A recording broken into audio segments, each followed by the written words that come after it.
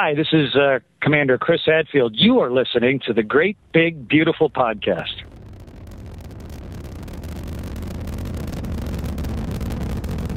Have you ever been to Disneyland?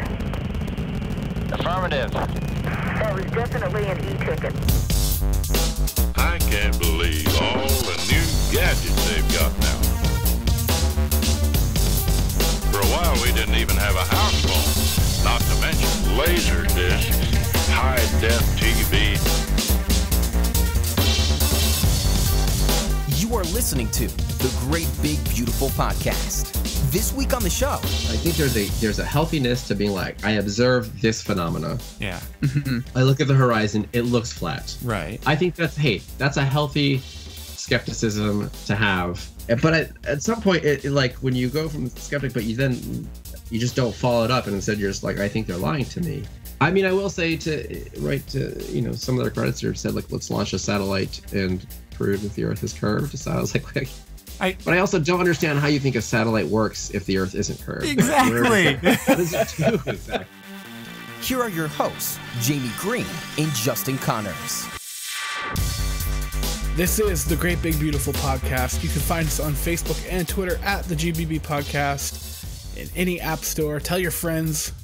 I told you I was going to start that. Yeah, very good. Time. Tell your friends where you can find us. We are in need of new listeners. We're not. Always. Well, I mean, we always are. No, we're not desperate, but like it'd be nice we're gonna if we could beg. get a few We're gonna. Well, I mean, seriously, if you enjoy what you hear, why not do us a favor and hit the share button? You know, it doesn't have to be every week, but there's always somebody you're going to connect with, and hit that share button. But this week we have a awesome and fun interview. I always say that, but it always is awesome and fun. I'm like, it's like nobody listens anymore. It's like awesome and fun. It must be another one. Yeah. Oh, he said the one with that guy was awesome, and that was pretty crappy. So I don't know. Nonsense. None of our episodes are crappy. They're all awesome and fun. But it's not every day. I was just thinking this, and I'm going to put it on Facebook right after. We just sat around a table, internet table, I guess, because we're all in different areas. Virtual table. Had a virtual table and had a conversation with a NASA engineer, scientist. Like, we just did that. It was just a conversation, three bros hanging out. Just cool. Another day. Just another day. No, but I mean, the way that the conversation went, it was more like we were just kind of catching up and talking about science, and it was really neat. And I can't wait for you to hear it. Yeah. Well, I'll let them know who they're about to hear. I mean, you already know who it is. You're listening to the episode. We talked to Bobak Ferdowsi, who works at JPL, the Jet Propulsion Laboratory with NASA, and he has worked on a number of different projects. He worked on Curiosity. He worked on Cassini. He worked for a little while. I thought he was still on it, but we asked him about it. In Europa, there's an upcoming project they're working on now to hopefully send something out to Europa. So he kind of, if you know the name, or if you're like, who's this guy? And you're Googling him and you see the picture, you're like, that guy looks familiar. It's probably because you were watching the live feed of when Curiosity was coming down for a landing to Mars, and they were showing the whole, the control center where everybody was working at behind their consoles. And there was that one guy with the mohawk, and he sort of became like an internet sensation. This was 2012, I think. He became like a meme, and everybody's like, who's that guy with the mohawk? What's he doing there? Who is that guy?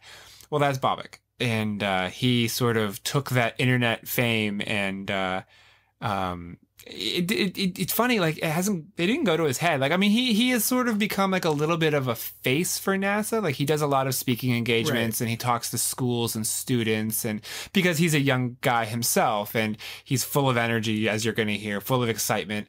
That haircut kind of gave him fame when Curiosity came in for a landing. But he's just one of many people at JPL and at NASA who are just making magic happen every day, as far as I'm concerned. Because I don't know. And how we they talk do about it. No, I agree with you. He was explaining something that he didn't understand how some engineers do. Yeah, right. We were just both like, yeah, we don't. Yeah, I we don't know what you do. What. I mean, I know what kind of what you do. I don't know how you do it. Like, it's like, that's like, I'm like a caveman watching, you know, somebody from today, like, work an iPad. I was like, what is that? You know? We're like a 80-year-old man watching an iPad for the first time. This is what we're like. Exactly. But, and fear not if you are here and you don't think that the moon landing was real. Well, if you think the Earth is flat, or he is going to inform you. So if you want to hear that, I can't wait. I can't. You can't wait for it. But we dive in. We dive into that, and you know, obviously you can probably know what he's going to say, but it's really fun. Because there's still people that actually believe that. If you're one of those people, listen. You gotta listen. Okay, so we're gonna go play that interview for you right now. Hope you enjoy. Bobak, thank you so much for taking the time to talk. It's awesome to have you. Thanks for having me. I wonder if you remember. You may, you may not. Do you remember what first set you on a path towards space? Like, was science always something that fascinated you, or did that sort of come later? It's not clear that there's like a lot of one-off moments that I think kept tilting the balance in that favor. You know, it's like one of those mathematical things where they're like, you take a bag and you have 50-50 chance, and you keep pulling out like a white ball or a black ball, and if you pull one out, you add two. I feel like that's sort of my path to science, explained scientifically. No, I just feel like as a kid, playing with Legos, my parents obviously encouraged a lot of sort of academic or, whatever interests I had. Yeah. Reading a lot. And then let me, I also got away with a lot of stuff, I think. Like letting me take apart the VCR and not, not putting it back together properly. Did you try? That was acceptable. Well, I tried. I sure did. Yeah. Yeah. Not so successfully. Yeah. Well, here's the thing. There were two of them. One of them was broken, and I was like, maybe if I take apart the good one, I can figure out what's broken. Well, sure, right. Let me look at the one that works. Logic. Yeah. I totally get your logic there. Yeah. You mentioned, sort of, one thing here, one thing there, and it just sort of all coalesced to push you in that direction. But I understand you went to space camp, though, as a kid. Is that true? I did go to, by then I was pretty well into the space, love of space, or love of kind of that area. Yeah. And I think that by that point it was, a lot of Star Trek, a lot of Arthur C. Clarke, just science fiction in general. And I think the idea to me that I still think kind of holds true is, I want to work in space because that's helping to build those sort of futures. Yeah. I wanted to be a part of making, I didn't think I was going to necessarily get to go gallivanting around the galaxy. But I was hopeful that maybe I could make that someday happen. Were you aware, though, like as a kid, I don't know if you remember, but like, a lot of people come to science sort of through that science fiction. That's the doorway that helps them understand that this could be real. This is what we're working toward, and these are all feasible things that could become reality. But were you aware of like that distinction between like what was science fiction at that point and what was really actually happening in the real world? No, probably not. Like you're familiar with the space shuttle or things like that, but I don't remember, for example, the Voyager flybys of things.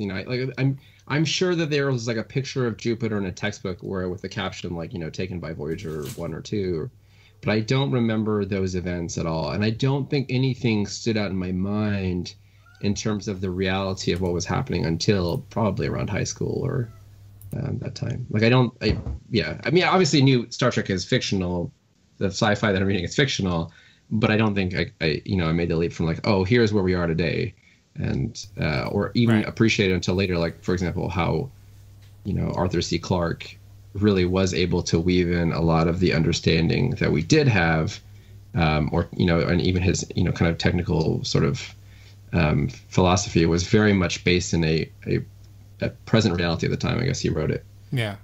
But that was much later. I don't, child me was just like, this is cool. This is cool. Yeah. This is what I want to do. I want to make starships that fly through the farthest reaches of the galaxy. Who wouldn't want to do that, really? I mean, yeah. I still do. I still do too. Of course, yeah. So space exploration is a big part of our society and is very important. So do you have an elevator pitch in support of funding for space exploration? Something you would tell somebody? Here's the thing.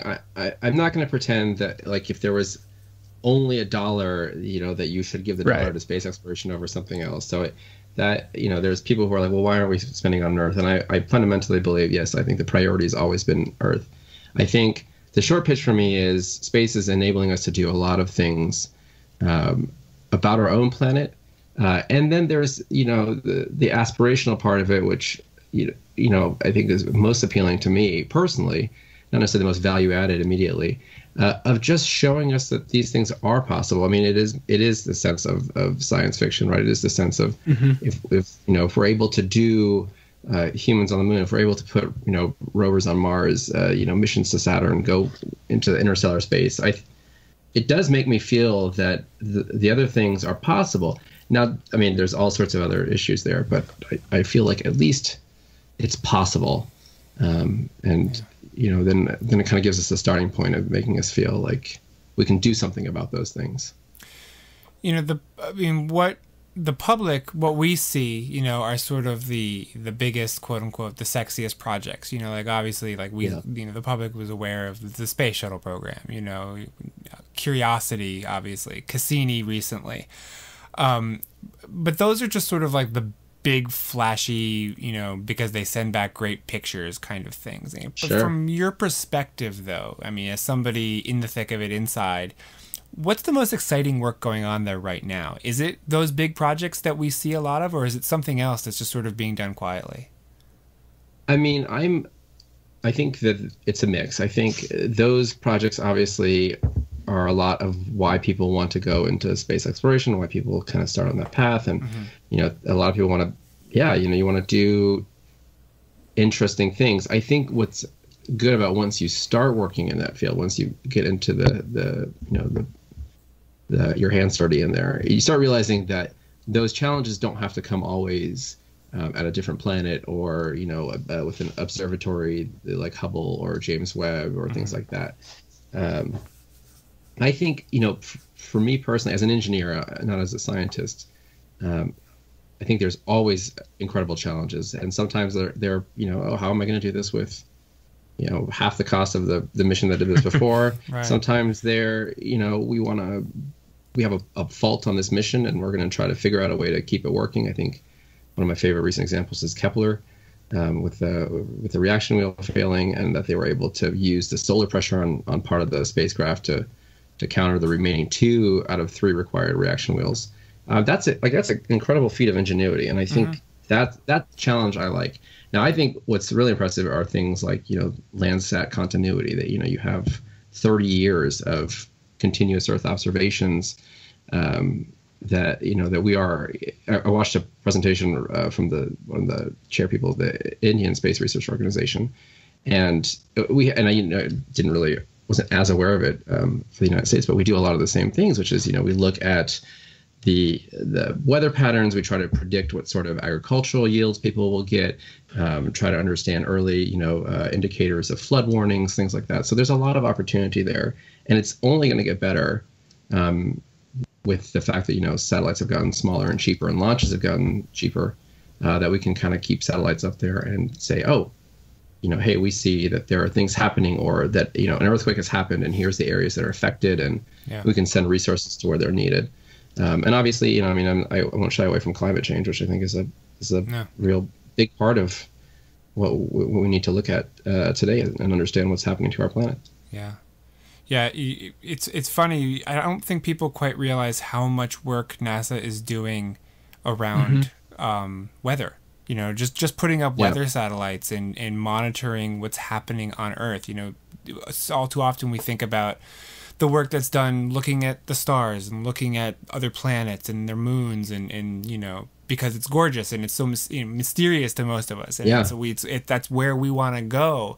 But so much of the work that is being done, the actual nitty gritty and the hard science is looking back at Earth and, you know, weather patterns and climate change and geological features and how all that's connected. And I think a lot of people don't quite realize or appreciate that. Well, and I mean, I don't want to like, this is a flawed analogy at some level, but it is sort of the, you know, the bread and butter, the working class sort of part of space, the, you know, communication satellites that we are reliant on, weather, you know, prediction, all those things are part of the big picture in space. And obviously where a lot of the, you know, listen, if, you know, people love, you know, SpaceX and everything else, but there would be no market for SpaceX if we were only launching, you know, the one mission to Mars every couple of years. That's not a market.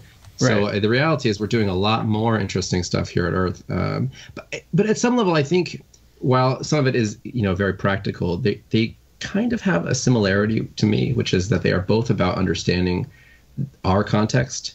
And whether that's more immediately the context of, you know, hey, I'm living on this continent and there's this land, or the context of what does it mean to be Earth?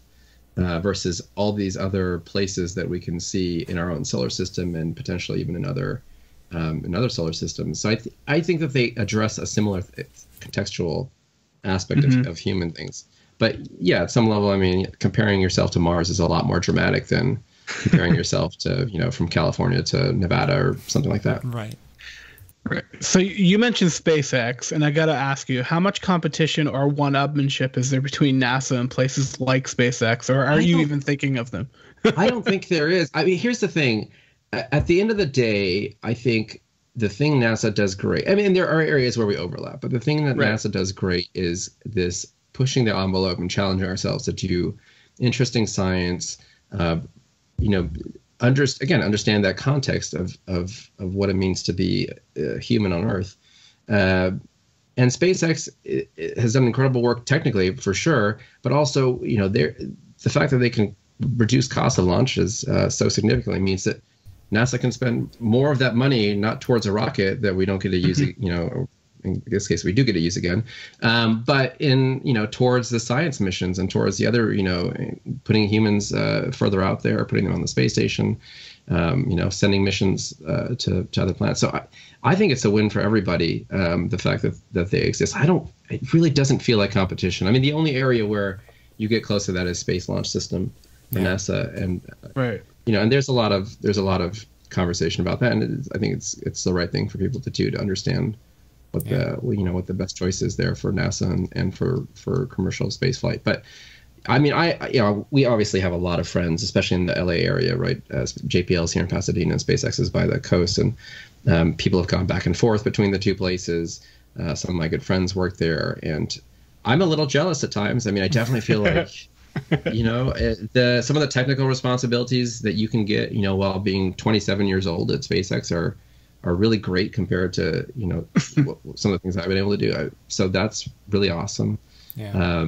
And, you know, but it's a very mutual, I think it's a very mutual excitement. I mean, there would probably not really be a SpaceX without a NASA, you know, but I don't think those people who are working there would have been inspired by, you know, the commercial satellites of, you know, communication satellites, for example. Some might. So it is very shared love.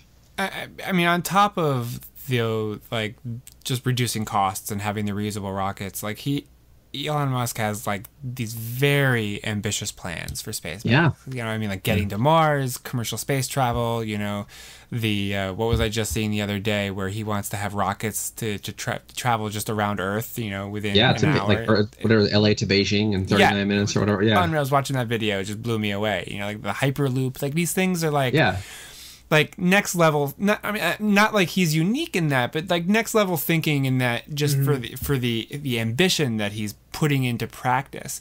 And I'm sure he is very confident that it's all doable. But as somebody who's like, who's intimately aware of the science, you know, that's what you do every day. How realistic are those goals? I mean, I think a lot of people have already made the comments about the timelines are probably next to impossible. I I don't know what is possible with the SpaceX employees or how many people or resources they have.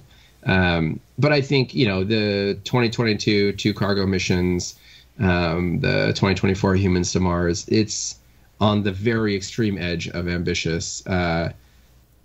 But he seems to think that his community, his team or whatever, works best under those sort of deadlines and pressures. And they obviously have delivered a lot. They've also had some setbacks. I mean, Falcon Heavy was, I think, first scheduled for 2013, and it's going to happen hopefully by the end of this year. So, that it was interesting, right? I mean, he says, like, we're going to do it 2022, and then in the same talk, he sort of admits, well, Falcon Heavy was more difficult than we thought it was going to be. And I was like, well, those two don't jive in my mind. But it's great. I mean, it's the pros and cons of it are, to me, I think if it's true what he says and the team is motivated by it, and that's that kind of lights the fire under them to get things done, that's great. I think I sometimes feel like we are compared, between NASA and SpaceX, and we're like, well, we're gonna send a mission, it's still gonna be 3 years, whatever. And people are like, why are you taking so long? And I'm like, well, we're giving you a realistic, very practical. There's a budget, we have this many dollars per year, this many people, and it's all very kind of tedious at that level when you have to get into the detail of it, and it's it's very exciting to be like happening next year, happening in 2 years. That's what gets the headlines. It does. But but like I said, if it's working for them, and they have definitely a different culture. Every place, every location. I mean, even within NASA, every center has a sort of different culture. And SpaceX definitely has its own unique culture. And I'm sure, you could say the same for the Lockheeds and the Boeings and the Blue Origins and all these places. So it's fun to see that. I personally I sympathize with the engineers there, because I'm like, well, if you're doing this by 2022, you guys are going to be working 80-hour weeks from now until 2022. Right. Don't take any vacations, guys. But like I said, they I have the utmost respect for them, and I do wish it was a little bit more clear sometimes in the overall kind of picture. And I don't think that's any one person's fault, but that when we say SpaceX, there are 5,000 or so employees that are working extremely hard to make that happen. It is not Elon Musk who, at the end of the day, has to put pen to paper and do all the calculations. Yeah. So it's great that he has the ambition, and it's great that he has the technical, insight, as well as, I'm sure, a core of people that he can, ask questions like, is this possible? Is this, even in the realm of possibility? But I think it's important, because the future, we're not just going to have a society full of Elon Musk. We're going to have a society of people who are working in engineering and trying to build, Mars settlements and do all those different things. Yeah. Looking beyond 2022, whether or not that's feasible or if it's going to happen, I mean, just in the last generation, we've seen, an amazing amount of change in space travel. We went from Mir to the ISS, we went from the shuttles to Orion to the SLS, which is coming up. So I mean, it's like the changes that we've just seen, even in my own lifetime, have been remarkable. Like, where do you see us going? Like, where do you see, not physically, but like, where do you see space travel going in the next 50 to 100 years? Oh boy. I don't know. I think, I have my hopes. I obviously would like to see humans travel further out. I mean, I want to see Mars very much in my lifetime. I think, technologically, there's probably some big areas in terms of energy that need to kind of happen before we're really able to leapfrog where we are, right? Like, so much higher power ion engines, so you need to be able to get more power, or batteries that are much smaller, because batteries tend to be pretty significant in terms of life cycle, or how much you can do in a given period before you get into eclipse. I mean, I kind of, it's not, I don't know if Mars in 40, 50 years is going to be lots of people, and space settlements are all the rage. I do think that there's a lot of good chances here for the kind of deep space mining or planetary resources model. And that might happen. I don't think it's going to happen in the next 5 or 10 years. I think that's a little longer term. I think that the first period is going to be the period of exploration, where we try to figure out, how do we know what these asteroids are made of, and how do we figure out their orbital parameters? And then you start working on okay, well, now that I know this asteroid is worth good amount of money or whatever, then I can say, all right, what kind of spaceship do I go out there to do something about it? Yeah. But I think that this reusable satellite stuff is going to come in. I think as launches get cheaper, then you start getting to the trade of, can I fix satellites? Can I do other things? Refuel satellites if they're perfectly operational? And I think the big thing is smaller satellites. I think we've seen Planet and places like that grow the number of CubeSats. That Indian launch earlier this year with like 104 satellites in a single launch. Yeah. But that means more coverage, right? That's what's cool about it is you go from this paradigm of I have one chance that costs $1 billion to do something to I can get hundreds of chances, and if any 10 of them fail, it doesn't matter to me because I've got 90 more that are going to be giving me coverage every 20 minutes, and you can't do that with one satellite. So I think that's where we're sort of headed, is smaller and maybe almost more disposable at some level, but just this idea that you don't have to put all your eggs in the one really expensive basket. Now with humans, obviously it's a very different equation, just because I don't want to take a rocket where they're like, well, that 9 out of 10 are going to make it. Yeah. And yeah. I mean, and that was that was the first thing when I saw that like rocket launch to Beijing or whatever it was. I was like, well, we are nowhere near the mark of airplanes today with rockets. So I don't want to get on that. I mean, 39 minutes is a good time saving. Tell you what, man, I just flew to China this summer. If I could have gotten there in 39 minutes, that would have been amazing. But here's the thing, like what probability would you have to assign to the success of that rocket before you say, I'd rather sit in 12 hours of coach or whatever it is. It's got to be 100, man. I like living too much, I like.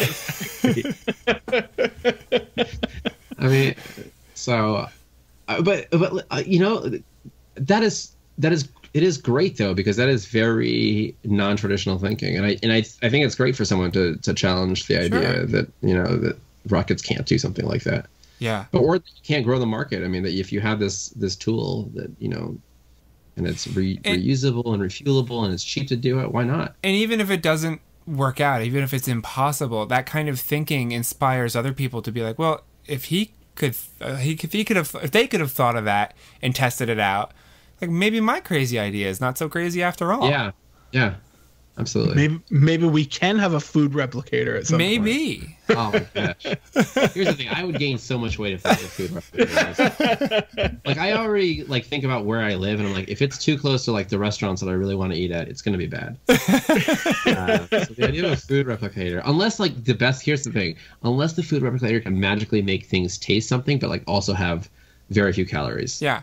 Yes. Or just like the key nutritional things that I need, but like it could be like still a pile of ice cream. I'm like, great. We're set. Well, I mean, you watch Star Trek, and they didn't hold back on the food. Like they used those replicators. They ate a lot, and their clothes were tight. They were very tight fitting. A lot of tight fitting clothes. That's what I'm saying. There weren't a lot of obese people there. Yeah. I mean, it was the future, I guess. It's the future. I guess so. Yeah. Talking about inspiring people.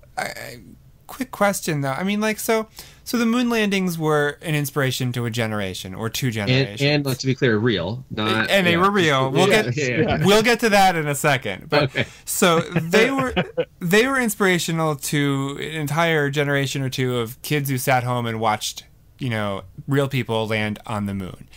I was reading about you, I saw that, Pathfinder was a big inspiration to you because you said, hey, wow, we made something and that just landed on another planet. Yeah. I'm wondering, and obviously Curiosity had that same effect, I think, too, on a lot of people. It's like, that's amazing. Do you think that we're missing out on, inspiring kids today by just not landing more things on planets and moons? Just constantly. We should just land. We should just be putting more stuff down. You have to have risks for that to be rewarding, right? It can't. If it's an everyday thing, it's not gonna. People are gonna take it for granted. I mean, even now, and I was like, oh, this will never get old, and it hasn't gotten old. But watching a Falcon land, I'm like, yeah, it's gonna land. Yeah, it does. There's not much on the line anymore. I mean, obviously, again, I'm still fascinated by it. It's still a rocket. It's cool. I mean, who doesn't want to watch it? But. Right. But yeah, at some level, the first time you were like, will it happen? Yeah. And the fourth time you're like, okay, it should happen. It better happen. And then the 10th time you're like, okay, Yeah, that's still cool. I mean, is still cool. We're gonna launch a Mars rover in 2020.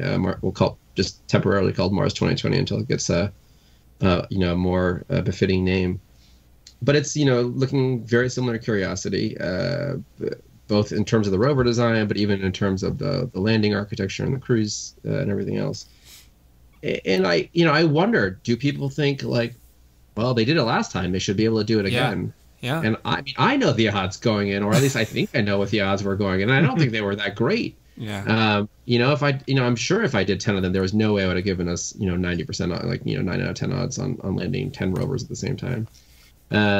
So yeah, I mean, but you always wonder about that thing. So I think what we need to do is just sort of, again, they can't all be the incredible, a submarine that goes to Europa, a lander on Mars, a boat that goes to Titan. While those things are all super cool, but I think Cassini showed you don't have to be,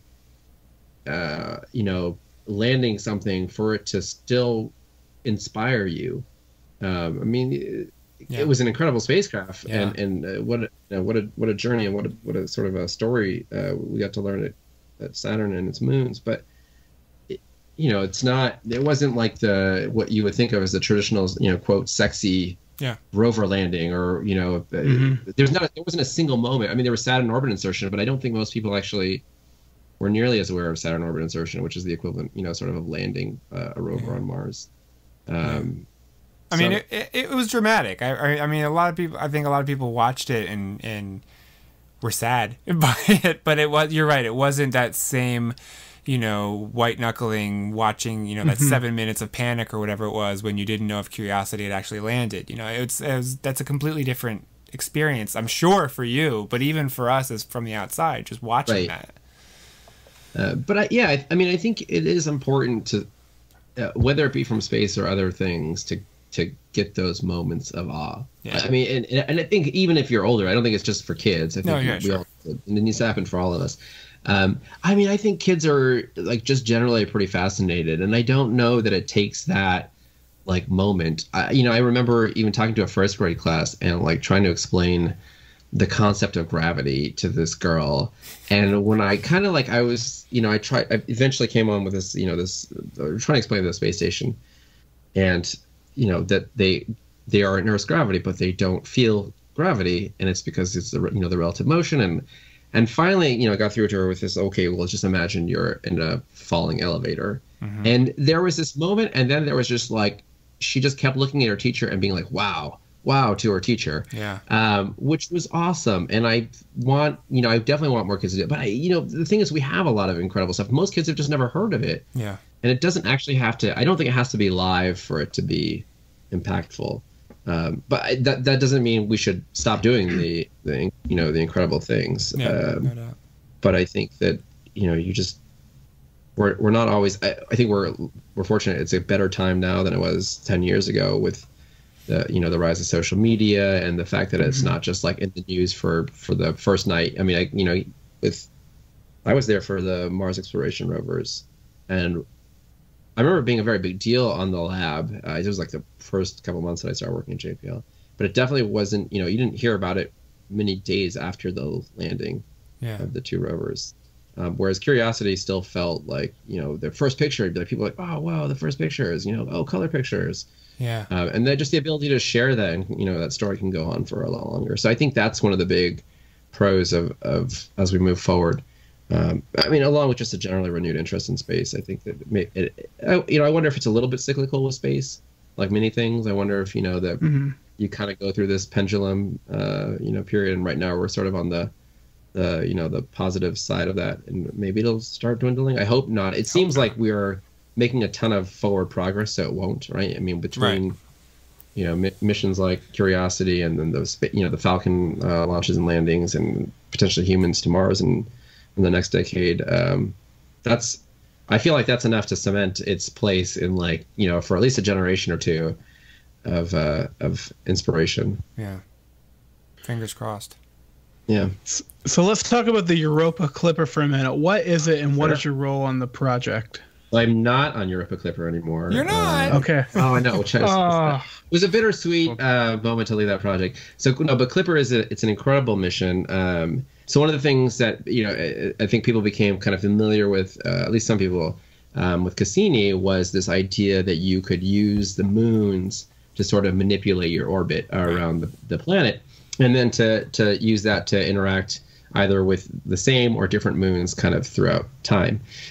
Europa Clipper sort of takes that ambition to the next level, and the big difference is that Jupiter is immensely, it's emitting a tremendous amount of radiation, so you have this spacecraft which is very sensitive, right? Electronics don't like to be in radiation, and you're trying to fly it in a place that's pretty bad. And if you put it in orbit around Europa, it would either have to be an extraordinarily designed machine, very expensive, very massive, and then you sacrifice life, the lifetime of the mission, in order to get good science, complete science coverage of the moon.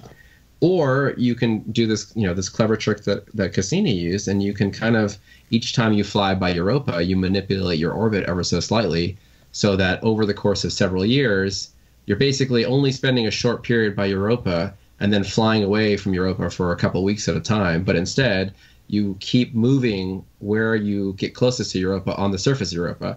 So over the course of a few years, you make that complete map, but you spend most of your time away from the harsh radiation environment of Jupiter.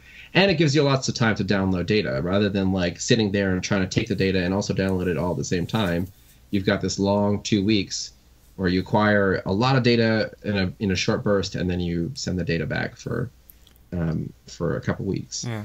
And that's there's a few people at JPL who have really worked on those sort of trajectories, and those guys to me are like wizards, honestly. the navigation people, I'm like, how do you?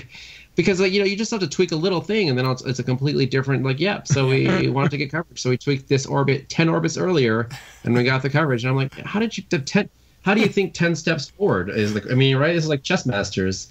You're all wizards to me. Like, I don't understand how you do any of the things that you do. I think at some level,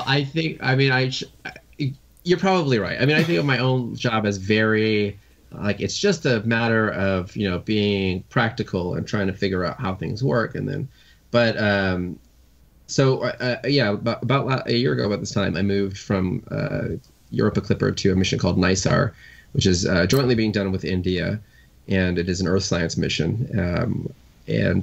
What's very fun is I'm working on the fault protection. So we're trying to understand the ways in which the spacecraft can break, and then find ways largely on board the spacecraft to resolve them. So it's not perfect, right? If a thing is broken, doesn't mean that we can continue doing science during that time, but at least we want to make sure that the spacecraft stays safe, can contact the Earth, can tell us, hey, I've had a problem. My primary computer is whatever, having an issue.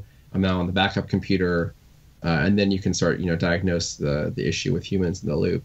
But we have some pretty complex, not quite Mars landing, maybe moments where we deploy a very large reflector for the radar. And, during that time, we're very vulnerable and trying to figure out how do we, basically design that activity to happen without humans having to joystick it.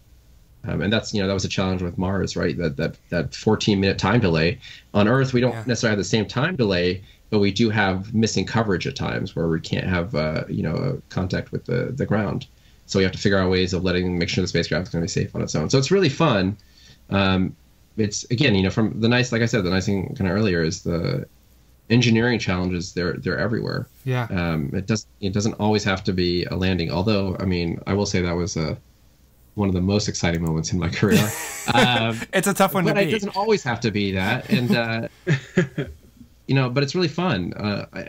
I really enjoy it. And it's different. Working with India is a lot of fun. Yeah. Like you, I spent a lot of time traveling in economy class. So the rocket's appealing at moments. It is very appealing. Yeah, that 20-hour or so flight time. Yeah. But working with them is really fun. They are their whole space program is very ambitious and exciting, and I have a feeling we're going to see a lot more of the Indian space program in the next 10 years as well. Cool. The fact that they're the first country to put something in orbit around Mars successfully on their very first try. That's pretty cool. And they're almost like where I think maybe we were not too long ago, but they're like, they've had a lot of success. I think they think, oh, we know the answer to this. And sometimes, it's interesting. We've like learned different lessons along the way, each of us, from the mistakes we've made. I think whenever you make a mistake, you're like, okay, well, how do I avoid making that mistake again? And sometimes you do technically meet the, like, I won't make that mistake again, but you didn't necessarily take the right lesson learned. And I think that's happened on both sides. So it's interesting, like, if we disagree on things, to get to the root of why we disagree. Because you would think, oh, it's engineering. Right. There should be more or less a right answer. But there's not. I mean, that's the cool thing, right? The right answer is, sometimes I'm like, well, we had this issue one time, and so that's why we do it this way. And they're like, well, we've never had that issue, and we've flown this 80 times. Yeah. And I'm like, oh, that's okay. I can see why you think, that's not necessary. That is necessary.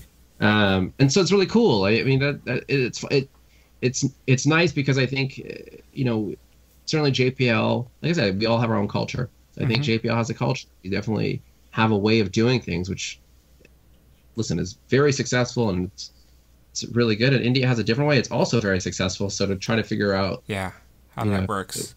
Yeah. So that's a lot of fun. I wanted to go back to something that you said jokingly, the moon landing. It really happened.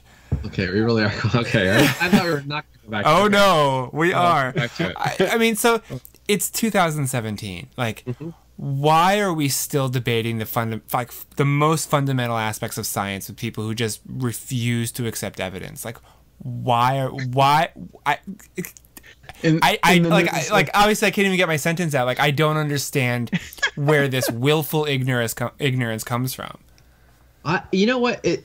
Okay, so with the moon, my hypothesis with the moon landing is we're so far removed from it that maybe there's people who really don't understand why we haven't been back to the moon, and so there's almost like a new generation that is. But I mean, it's not just the moon landing. Like, there's this guy who's. We're gonna get to flat Earth. We're gonna get to flat Earth, right? Is that okay? That's what the rapper guy. I mean, that one is a lot. Here's the thing. I mean, that one we've solved for like 1,000 years at this point, right? Yeah. It is that was a little frustrating for me personally. That one hurts, I think, more than the moon landing, because I just don't understand what it's aggressively asinine. Like, it's like I don't get why people just refuse to accept basic science. I mean, I understand that, like, there is a listen. I think there's a healthiness to being like, I observe this phenomena. Yeah. I look at the horizon. It looks flat. Right. I think that's a healthy skepticism to have. But at some point, like, when you go from skeptic, but you just don't follow it up, and instead you're just like, I think they're lying to me. That part is where I think the leap is a little rougher. And the fact that, I mean, certainly for some of the more famous flat earthers, on Twitter and things, people are constantly providing them counter points to that and showing them the evidence or how that evidence was derived. I mean, I will say to some of their creditors have said, like, let's launch a satellite and prove that the Earth is curved. So I was like, but I also don't understand how you think a satellite works if the Earth isn't curved. Exactly. What does it do exactly? So to me, like, but I don't. I mean, it's frustrating. I think for the most part, I try to use it as an opportunity. I don't think everybody is head in the sand. I refuse to listen. I think there are people. Twitter is not the great place to debate those things. Right. It's challenging on its own. But I think, like, when I've met people in person and had conversations about the moon landings or things like that, they've been a lot more receptive. And I don't know if that's just because you can sort of judge the other person's authenticity in a real conversation, or whether it's just more nuanced, or they can say, like, here's my question, and you can prove that at one point, one point at a time. But I don't really understand more fundamentally why there's almost a pride in the anti, like, oh, I don't know this and I'm proud not to know this. Yeah. And I'm like, oh, please don't. Yeah, I mean, that's what's frustrating, you know, and that's you Sure. see it everywhere now, and it's just, and again, maybe it's just amplified because of social media and Twitter and people being louder with their ignorance, but it's like, yeah, I don't understand it, and that's a point of pride for me. I mean, I do think it's probably I bet it's mostly the social media aspect of it, that it's just a much more visible part of it. Or yeah, and I mean, I'm hoping that, you know, with the passage of time, more people will start seeing the evidence or believing it, and you know, again, we'll do more interesting things. So but I mean, if the Earth were flat, don't you think that the edge of the Earth would be like the most popular tourist destination ever? Like, wouldn't I mean, I jokingly said on Twitter, like, I was so tired from protecting the edge of the Earth the other day. That's why you're flying all the time, right? You got to go back and forth. I'm so busy. I was trying to get more work done. Yeah, I mean, yes, right. It would be, the thing is, this would be such an incredible conspiracy, and that part is just, it's hard for me to. The problem is I have a very hard time putting myself, more in the case of the flat Earth sort of movement, in that position, because it just doesn't jive with the data, the observations, not necessarily that I made directly, but the observations that I guess if you work in space that you have, and so that one, it's a little harder to sort of say, well, like, why? I mean, I agree with that person. Yeah, you look at the horizon, it looks flat. Yeah. I mean, that's not that part is irrefutable. And so if that's the basis of your logic, I'm like, well, how do I? I once had a guy told me that the Earth is actually like a quarter and it's spinning so fast. How a quarter looks like it's circled. That's why it's a sphere. That was his theory. Really fast. Okay. Wow. I mean, but there is a certain amount of sense to that, right? Like, if you don't understand the science, it kind of makes sense to you. Yeah. People. I mean, yeah. I mean, what's interesting to me though is, like, we're talking about this, like the flat earthers are disturbingly on the rise.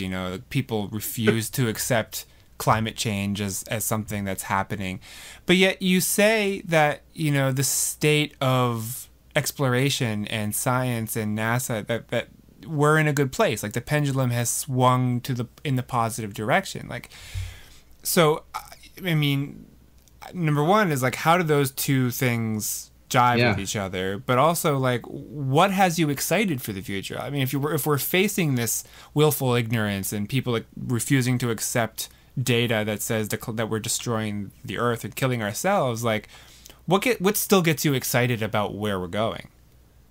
Okay, so answer the first question. I mean, I wonder if at some level, and not, I had not really put it in those terms before, but I wonder if at some level, part of the rise that we see is almost the counter to the success of space and science in so many domains, right? Like, if it's almost this counterculture that feels also the need to be more vocal because it's the science and the space is more in their face than it was even a decade ago. So maybe there is a human aspect of that, right? There's always people who are like, well, everybody's rooting for this team, so I'm just going to root for the other team. And maybe that's one part of it. For me, the excitement, I think for me, the excitement is, I'm an optimistic person in general, but I think I feel like all my interactions with younger people have been extraordinarily positive. And whether it's classrooms, whether it's coworkers who are younger than me, I think in both those cases, I am constantly impressed by how smart they are, how much they care about the future and making things better. And then, through the amazing, fortune of being part of that curiosity team, was able to go to the White House Science Fair and to interact with, 16-year-olds who are working with algae under their bed to, make biofuels or whatever. I was nowhere near that, smart or thoughtful or anything at that age. So they give me a tremendous amount of hope for what's coming. And I think that, part of my responsibility at this point is just to make sure that we give them something to build off of, so that we don't let if there is a counter pendulum, if there is a swing, anti, sort of science sentiment, that we don't let that take root, so that when it's their turn to sort of shine, that, they're not trying to recover from a decade of damage that we've sort of let happen, I guess. And that's for me personally, I don't know if that's everybody's sentiment. Yeah. Obviously, I'd love to make forward progress too, and I think we are going to make a lot of forward progress in the next 10 years. But I think that's like the overarching sentiment is to just sort of make it a little bit better, but just at least hold the line, and let these kids take their swing at the bat, because they are, like I said, I go to high school robotics teams, and I'm very jealous, one, that there was high school robotics teams. I know, right? And two, just in general, you see these kids working on a friend of mine, Jack Andraka, he worked on developing a test for pancreatic cancer, and he was 15. Had to shop around to find lab space to work on it, and luckily some professor finally realized that this was worth giving him a little bit, a couple of square feet of counter space at his lab. Yeah. So, I guess that's what keeps me really excited. It's not just that I personally, on a personal note, I think, I get to do great work. And I think, with the SpaceX and NASA, we're going to continue to do a lot of great work. But many other places are, not just to cite those two examples. But also that there is this generation kind of ready on the rise, and I think they're good people, and they're smart, and they're more technically savvy than I was growing up. So they're starting at a higher level than I was. So it's a little bit like the totem pole. I feel like just be a solid base, let them reach a little higher. That's awesome. And I think that's my thought, and then hopefully not get fired because they're all so much better than me. That's another goal of mine. What you've done a lot of talking, you've talked to a lot of kids, and you've tried to explain things in ways that they can understand, or you've talked to not necessarily just kids but even adults, translating that science into layperson language, in quotes. Have you found that there is one surefire way to just blow someone's mind, to just drop their jaw to the floor? I feel like there's better people than, I think astrophysicists have this, they're the whole universe can end in 3 minutes and you would never know it's coming. And those are always oh man, I can't top that.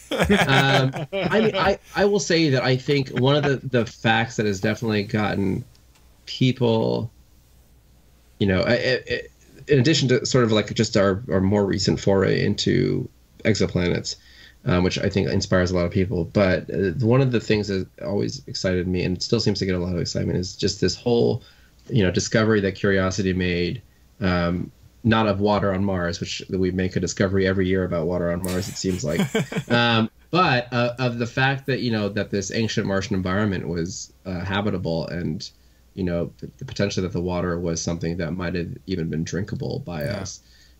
For people to imagine that, a planet, 3-4 billion years ago could have supported life, that opens up a lot of people's minds to the possibility that life must be somewhere else out there. Yeah. I think there's lots of fun ones like that. I think, Europa's, subsurface oceans, or Enceladus, the plumes, they're all very inspiring. But that one, at least, just sort of getting, cracking open that possibility, and people's imagination sort of take it from there. Yeah. Great. So sorry, Jamie, did you have one more? No, go for it. I have one last question and it's a fun one. We've asked a lot of different people, and it's, if you could have any one invention from science fiction that doesn't exist yet be invented, what would it be? Oof, that is tough. Okay, so if not in a practical sense, because I don't think it's, but in I would probably I would probably put the warp drive up there. Yeah. As the thing that I've debated because there's a part of me that thinks we'll get there anyway, and if I had a time machine, I would just be able to like go forward and see it. But I think that's the thing that in my lifetime that I would be like, oh, if we could get that one thing, then I could just do so much more. Yeah. I mean, for me, like I feel like, you know, it's kind of what we're talking about, which is like, this is such an exciting time to be alive. And yes, things are definitely seem to be picking up speed, which is really exciting. At the same time, I feel like I'm going to get to, you know, be 80 or 90 and it's still going to be really exciting and the pace is still going to be really good. And I'm just going to be like, what's just a little bit more. Let me watch a little bit longer to see what happens. And that I think is always probably going to be the case.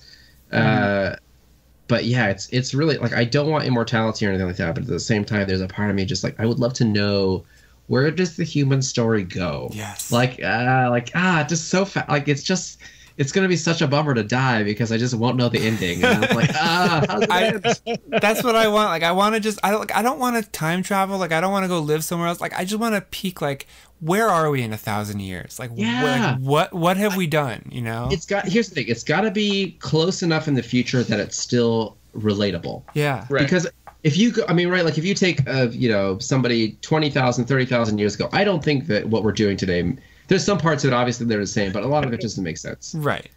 But if you know, and if you go forward 20, 30,000 years, I think it's the same thing that's going to happen. Like, it's just not going to make sense what's happening. So there's a finite distance in the future at which you can appreciate where you've come from and, like, where they are. And it's like, things are still kind of relatable, but then, you know, also some things are like, wow, I can't believe that's possible. And, you know, and that's the sweet spot that you really want to go to in the future. And I think 1,000 years is probably a pretty good number. Yeah. You know, again, you go too far and it's just going to be like, what is that? Like this is just magic now. Why is everybody in a cocoon in virtual reality? That's going to happen soon, actually. That's going to be like next year, really. Bobak, thank you so much for your time. This has just been an awesome conversation. Really, that was super fun. Thank you, guys. Thank you. So Jamie and I were talking as soon as we got done the interview, and I think it would be fun sometime. I don't know how we would ever arrange it, but to have like 4 scientists, 4 engineers, 4 astronauts, whoever, people that know a lot, and have them just sit around and discuss theoretical people things. That know a lot. Yes, people that know more than us, and we can just sit there and listen. We'll just throw out like little breadcrumbs, like this topic, and then watch them go. Yeah, they're gonna be cool. There are shows that are like that probably do it better than us. Yeah, I would recommend Star Talk, Justin. That's a good show. You could listen to that. I got a few more I can let you know. But no, I like that idea. Getting like, you know, they don't even have to be like big names. Like we don't need to have like Bill Nye and Neil deGrasse Tyson on together. No. Just like, you know, 3 or 4 scientists who are like in the weeds doing the work and making it happen. Like that would be fascinating. Do you guys want to hear that? Like, is that something that you want us to make happen? Because I can make it happen. Ooh, James the master booker, man, he can do it. All right, so yeah, and we'll put it like things that are like crazy, you know, because you know we're not engineers, so we'll just be like, so this, and they'll think we're ridiculous, but they'll talk about it. We are ridiculous, but that's okay. All right, guys, thank you so much for coming back every single week. You can find us on Twitter and Facebook at the GBB Podcast. I am Justin at 140 Justin C. I am Jamie at the Roarbots. And we will see you next time right here on the Great Big Beautiful Podcast. This podcast has been a production of the Geek Dad Podcast Network. If you've enjoyed this content, please consider supporting us at patreon.com/geekdad.